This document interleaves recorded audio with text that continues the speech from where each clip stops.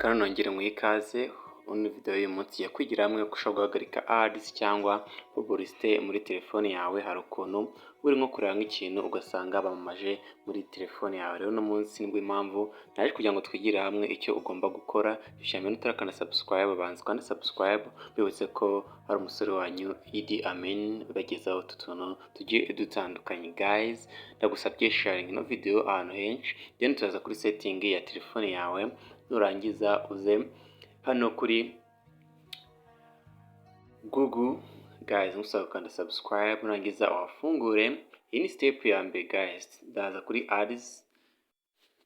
Numara gukanda kuri ads uzamanuka ukananditse delete advertising ads.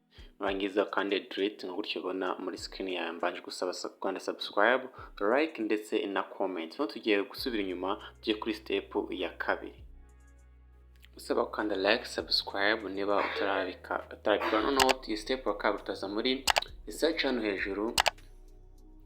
Hano hejuru muri search ya setting yawe wandikemo DNS gutyo ubona zitaza private DNS, uzaza abariho ukanda nkuko ubibona muri screen yawe. Nurangiza uzamanuka ndetse privacy DNS wakande gutya. Nurangiza umanuka ujye hagati handitse private DNS, rangiza wandikemo dnsadguard.com. guys, nkuko ubibona. Nurangiza kandi save.